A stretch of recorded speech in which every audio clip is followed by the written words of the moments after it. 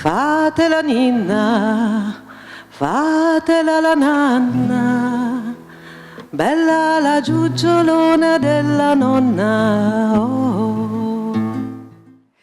Então, eu queria só fazer uma pequena reflexão aqui sobre o tema da mesa,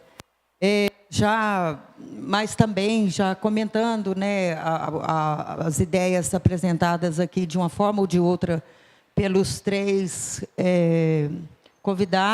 outros convidados para a mesa. E, em primeiro lugar, né, essa questão das tradições orais relacionada com a escola, a gente sabe que talvez seja a questão mais fulcral e espinhosa quando se pensa, né, na escola. Não só a escola indígena, mas toda a escola brasileira, por exemplo, então eu acredito que toda a escola do mundo. Não é? A relação entre oral e escrito, a escola a gente sabe que é o ambiente da escrita, historicamente, não é? A relação da oralidade com a escrita é a grande questão, talvez para todo escritor e para toda pessoa que lida com a escrita, mesmo na redação técnica, ela é uma questão espinhosa, né? Quando você vai redigir um documento, por mais que ele não venha de nenhuma escuta anterior, ou que não tenha que ter uma voz num texto oficial, quanto mais neutro ele for, melhor. Ele tem que estar dentro de um parâmetro formal muito rígido. Ainda assim, a gente fica paralisado diante da hora de escrever um documento. É a coisa mais difícil do mundo, até para um professor universitário, escrever um documento é um suplício. Por quê? Porque você tem que sair totalmente do seu ambiente de vida e partir para algo que é absolutamente técnico e, digamos, suplementar na vida, né? Quer dizer, a relação entre escola e tradição oral, eu diria que é da mesma ordem da relação entre vida e escola. E entre os indígenas, o que eu tenho observado, né, observando esse processo de escolarização e também já acrescentando alguma coisa à resposta do Joaquim, a pessoa que perguntou aí sobre os índios quiseram escola, eu acho que o Joaquim respondeu pelo povo Runicuim, contou a história do povo Runicuim. Mas quando a gente olha as diversas etnias que tem no Brasil, cada uma tem uma história diferente com a escrita e com a escola, portanto. E nesse movimento de 1988 para cá, o que a gente viu muito fortemente acontecer foram as lideranças indígenas lutando para que a escola fosse uma escola indígena, ou seja, que os professores que ensinam a ler e escrever as crianças das aldeias não fossem mais funcionários da FUNAI, brancos, mas que fossem indígenas. Isso é geral no Brasil inteiro, esse movimento e essa reivindicação das comunidades. Todos queriam professores indígenas, e todos queriam que as crianças não aprendessem mais só o português, mas principalmente aprendessem suas próprias línguas. Quando eu falo aprender, eu estou dizendo aprender a escrever e a ler. Então, a escola indígena ela surgiu nesse contexto de luta e foi uma conquista dos índios. Entendeu? Não foi você que perguntou, né, Rômulo? Não é que a escola fala assim, a escola existia desde 1500, a escola na aldeia, ou a escola para os índios, ou os aldeamentos eram feitos, imediatamente os padres criavam a escola, eles ensinavam a ler e escrever, e a partir do século XVIII, proibiram as línguas indígenas, e todos tiveram que aprender a ler e escrever em português. Isso foi uma imposição, primeiro do governo português, depois do próprio governo brasileiro, né, que se ensinassem aos índios a escrever e ler para que eles fossem assimilados à cultura brasileira. Não é?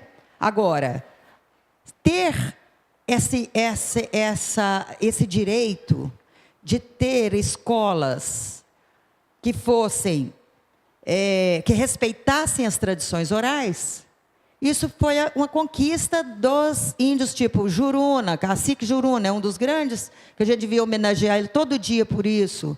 Paulinho Paiacã, próprio Ailton Krenak, pessoas que foram lá para a Assembleia Constituinte e ficavam dormindo na rua lá, inclusive sendo queimado lá nas ruas de Brasília, não botaram fogo num pataxó lá há um tempo atrás, para poder ver se enfiava na Constituição, quando estavam escrevendo a Constituição, né, a Assembleia Constituinte, eles ficavam lá tentando fazer lobby diante da Assembleia Constituinte para que os direitos indígenas fossem respeitados. E esse direito era educação escolar específica e diferenciada para cada povo indígena. E nós vemos aqui um exemplo maravilhoso de em que isso muitos anos depois foi dar, que foi o Joaquim, por exemplo, é um cara exemplar nesse sentido, que assim que ele se graduou na universidade, ele fez doutorado lá na UNB, né, estudou, fez a sua formação para o magistério aqui com a Comissão Pro-Índio do Acre. Depois fez mestrado e doutorado na UNB, na área de linguística. Por amor à linguística, certamente, que é uma ciência encantadora, mas provavelmente por amor à sua língua. Porque ele quis ser linguista não é para qualquer coisa, não. Ele quis ser linguista para estabelecer a escrita da língua Hachaquim, que é a língua do povo Runicuim, a língua verdadeira, né, como a gente poderia traduzir, para estabelecer essa escrita, que é um esforço que ele vem fazendo, se escreve com D, escreve com R, escreve com não sei, né?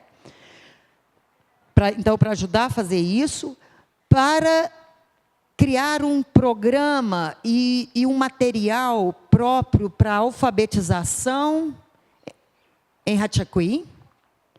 E, agora, como funcionário da Secretaria do Estado da Educação, para elaborar com os outros professores Runicuim, e ele tem feito uma série de oficinas para isso, já vem há uns 2, 3 anos fazendo isso, criar um projeto de ensino para as escolas Runicuim das 12 terras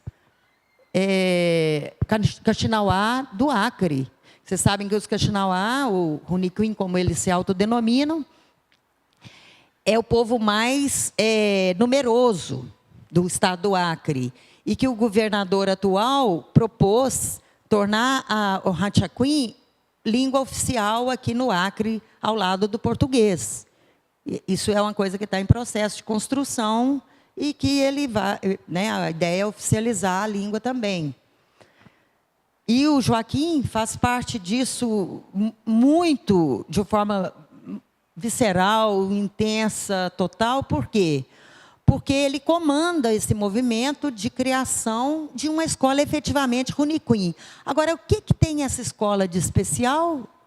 Ou o que é uma escola? É a escola que, como ele mostrou, aqui, cadê? Eu queria que o monitor colocasse para mim aquela...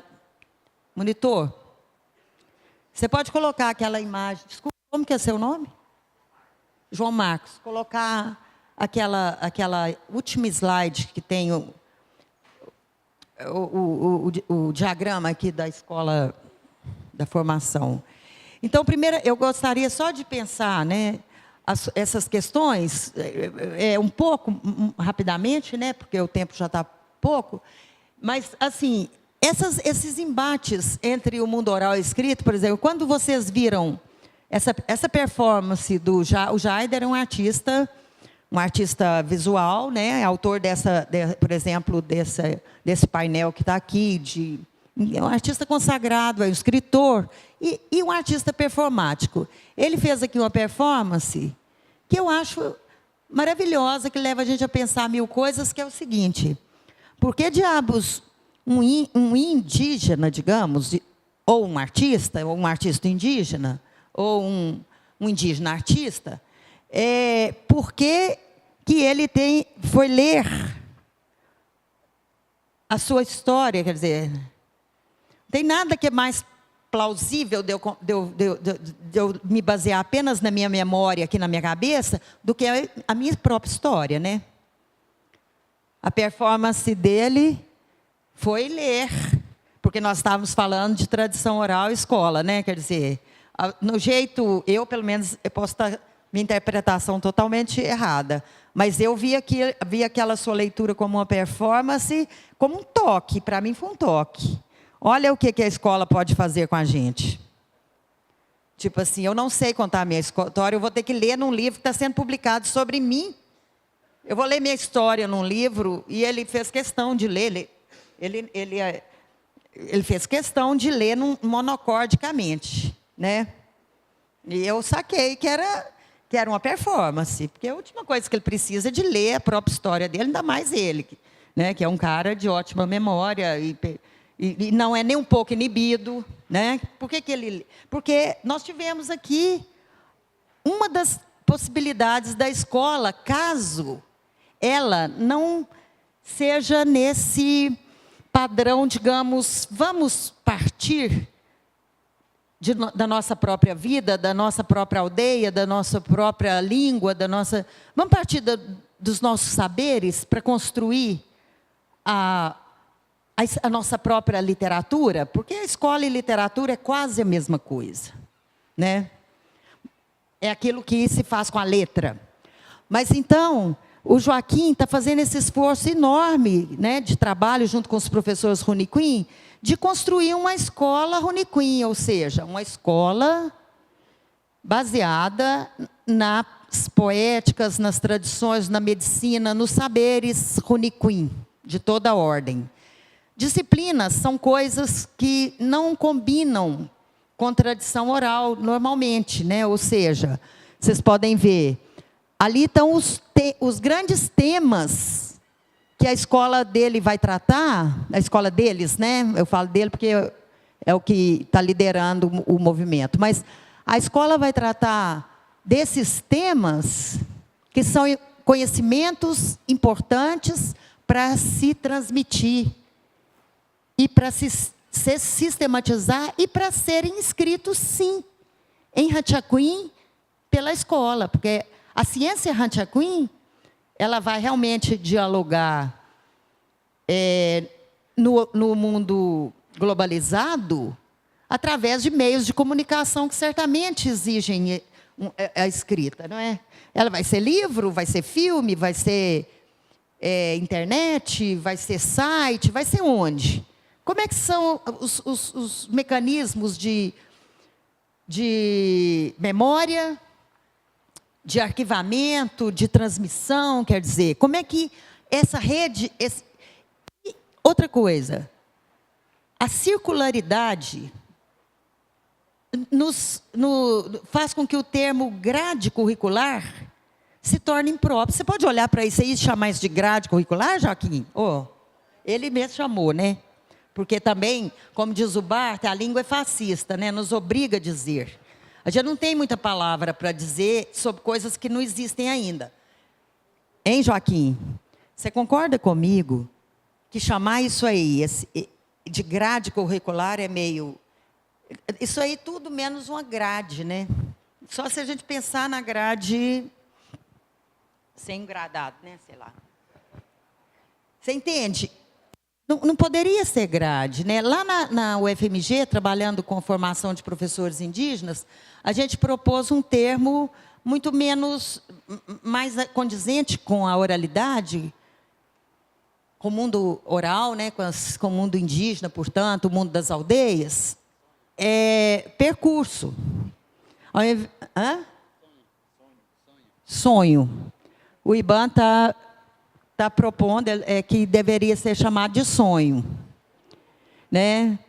Lá na UFMG nós propusemos o termo percurso, que a escola deveria ter o aluno fazer seu percurso escolar, né? Fazer seu trajeto, sua caminhada própria. E, enfim, de qualquer maneira, eu fiquei pensando que essa proposta curricular, até porque currículo tem a ver com caminhada, né? Se a gente for olhar a etimologia da palavra currículo, né?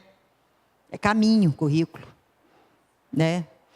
Então, se a gente for olhar esse currículo proposto pelos Rune Queen, a gente vai ver que, mesmo quando ele diz ciências sociais, agricultura, claro, são palavras em português, é como ele está traduzindo, conseguindo traduzir. Nixarabu, Xixarabu, Mibarabu, Rasca, Iba, né?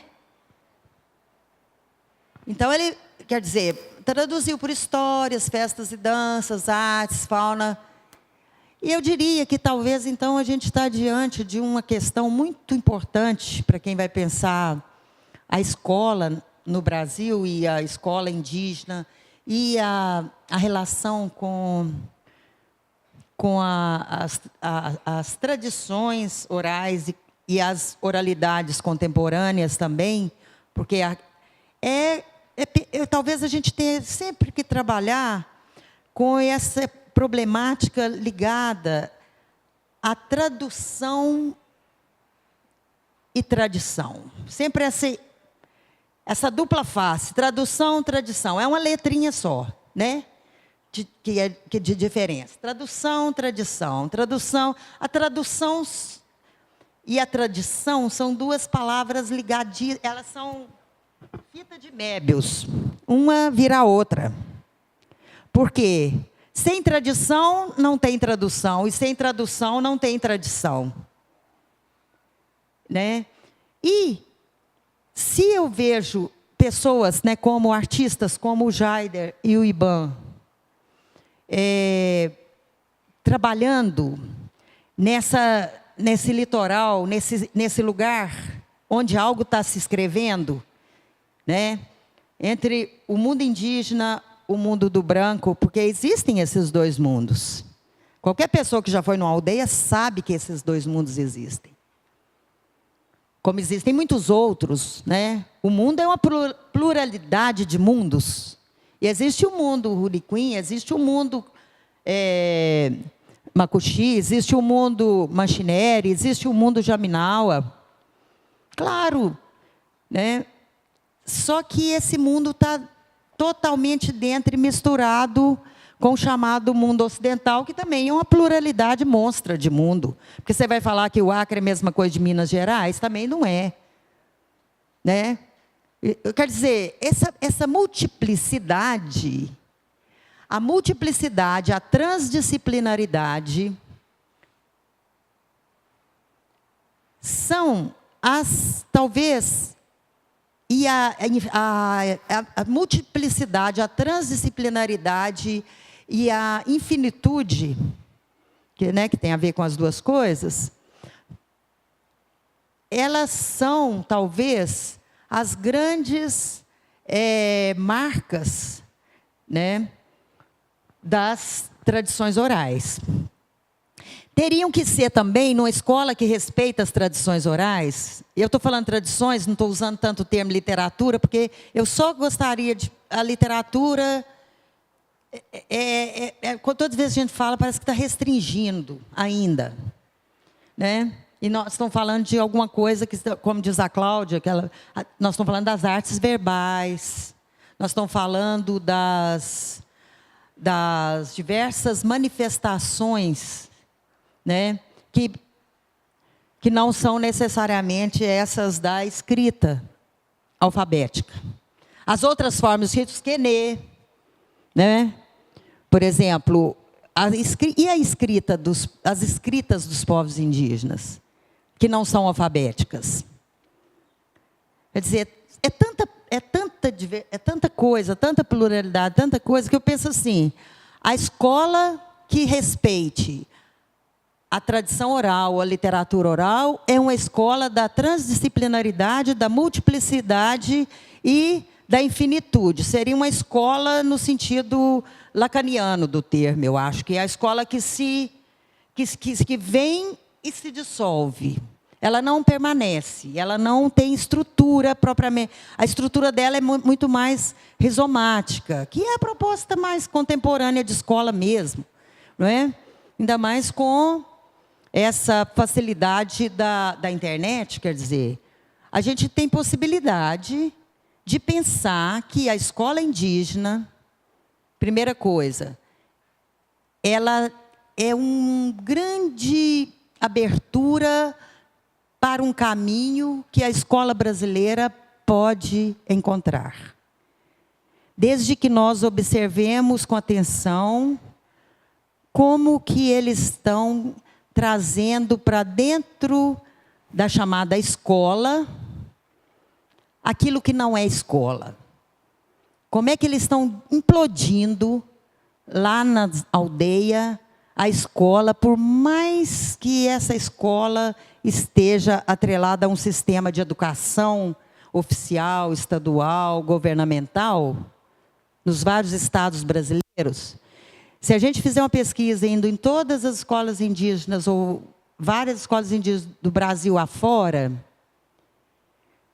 né, dessas inúmeras etnias que nós temos, nós poderíamos ver vários exemplos de implosão do conceito de escola. Como que eles não são escola,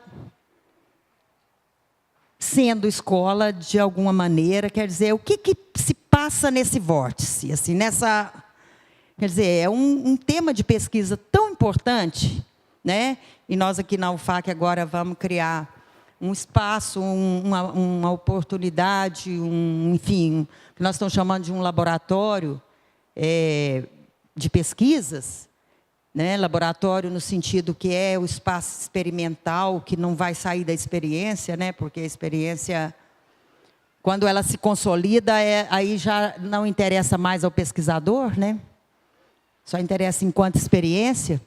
Mas, de qualquer maneira, essa experiência é a possibilidade que a gente tem de se aproximar um pouquinho das propostas dos professores indígenas, dos formuladores da educação indígena, como o caso do Joaquim. Então, é isso. Obrigada.